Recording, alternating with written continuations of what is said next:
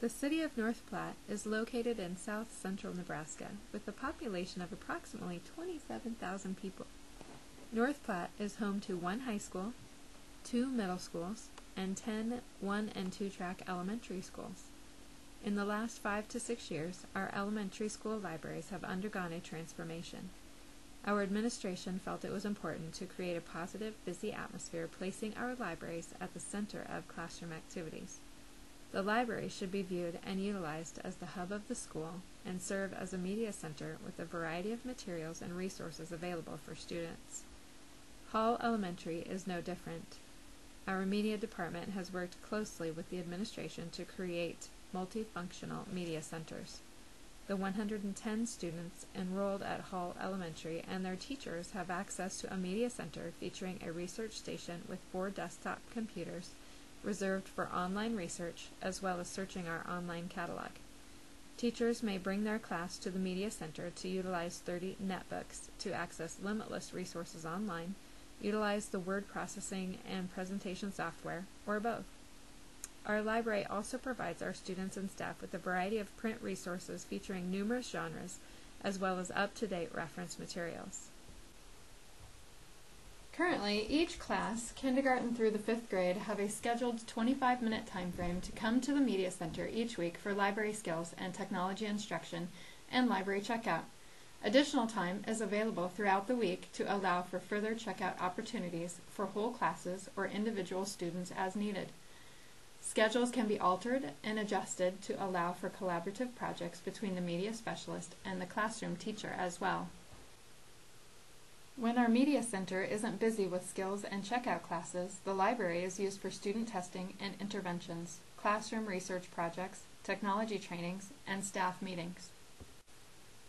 My name is Nicki and I enjoy coordinating and collaborating to promote the use of our resources and the utilization of our facility as the media specialist here at Hall Elementary. For this project, I collaborated with Ms. Mindy Rares. Ms. Rares is the 5th grade teacher at Hall Elementary with a class of 17 students. Ms. Rares had introduced the regions of the United States to her students and wanted to expand their knowledge of the topic. Ms. Rares and I discussed a project-based approach to make the students' learning meaningful and engage students with new technology while deepening students' understanding of the regions. We decided to place the students in groups of 3 or 4 to complete this project.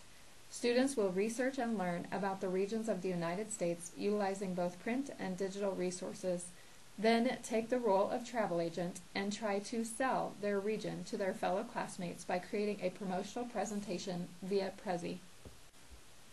The objectives for this unit of study would be for students to research a region of the United States, determine the importance of information gathered to highlight specific places and events within their region, complete a presentation of their region using Prezi as their format, work together as a group with each member being responsible for a portion of the research, a section of the Prezi, and a segment of the final presentation.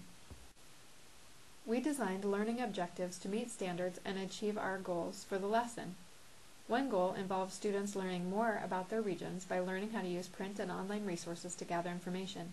A secondary goal was to expand the lesson by teaching students how to synthesize information gathered and put it together into a meaningful, informational presentation.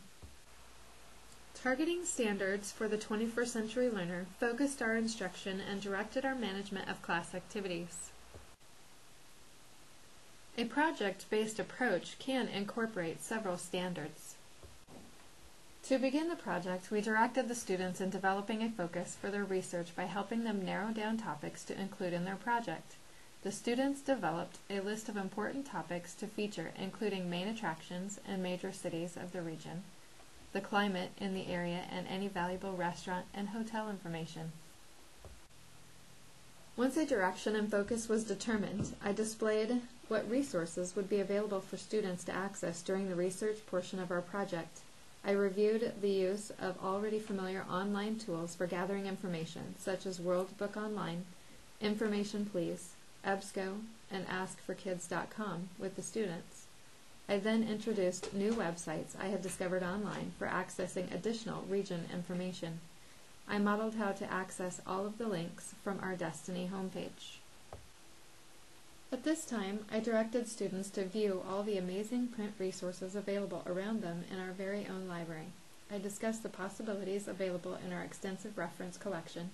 Also, I had pulled several print resources from our shelves and transported some materials from other elementary libraries in our district. I had these on display on top of a bookcase and the circulation desk for easy access. Ms. Rares and I emphasized the need to determine the importance of each item gathered and verify information accuracy. We encouraged students to check more than one resource in addition to rereading information gathered and having group members proof items as well to ensure that the facts gathered were accurate and made sense.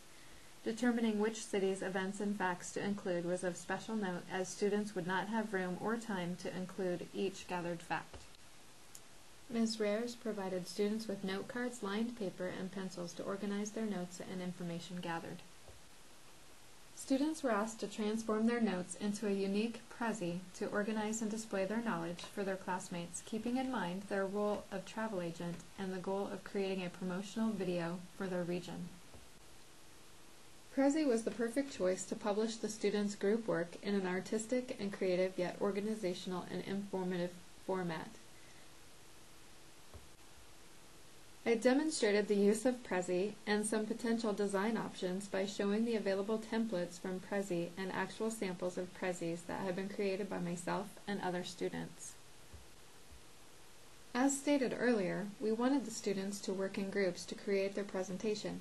Again, Prezi was the perfect tool because of the group edit option. The instructional coach attended one session to help model inviting a group member to participate in creating a Prezi so that one select group member would be in charge of completing the task of inviting the rest of the group members to create the project. After showing the invitation process, we modeled what it would look like to edit a Prezi with other members editing simultaneously. I discussed with the students what it would look like and feel like to collaborate responsibly and respectfully with their group members. We discussed as a group and developed some guidelines to follow while collaborating with their classmates, including talking before editing or deleting others' work, and providing constructive criticism without being critical. High-ability students were allowed to add additional features to their project as long as the minimum requirements had been completed with time remaining, like video and music. Struggling students were paired with higher ability students and supported with additional one-on-one individualized assistance. As each group transitioned from research to the creation of their Prezi, Ms. Rares and I took time to question groups about their research, group collaboration, and view their research notes as an informal assessment. We evaluated student participation, organization, and effort. Each student and group was formally evaluated by Mrs. Rares and I, utilizing a rubric that was reviewed at the beginning of the project so that all students would be aware of expectations and minimum requirements for the project. Each group member was then asked to comment on how they felt the group work went and if all members, including themselves, participated and did their part. Collaboration between classroom teacher and media specialists was beneficial for both the students and teachers involved. As a teacher, each experience I have in teaching a lesson helps me learn more about our world right along with the students, as well as learn more about teaching methodology and technology. The lesson went well because students helped each other create a meaningful product. Each group took pride in their creation because they knew there would be an audience viewing their creation. Prezi, a new technology for these fifth graders, kept students engaged and on task. There were, however, hiccups in the process because of the technology as well. We later learned that the district was having server issues that day, causing delays and internet access issues across the school system. Time is always an issue. Simply carving out time to conduct lessons when Mrs. Rares, myself, and the students were all available to carry out the lessons was a challenge. It was also difficult for Mrs. Rares and myself to find time to collaborate and prepare our lessons outside of all of our other responsibilities. Google Docs was our techie solution to our collaboration time problem. It was the perfect solution to save time and make planning decisions around our project. A project-based approach to learning engages students and makes learning more meaningful for students, resulting in deeper retention of material. The process strengthens students' connections to real-world knowledge and gives them experiences with organizing information and creating projects and presentations that will be asked of them in middle school and beyond to college and eventually within the workforce. Addressing 21st century skills and standards with students will help us create lifelong learners and ethical, productive members of our society.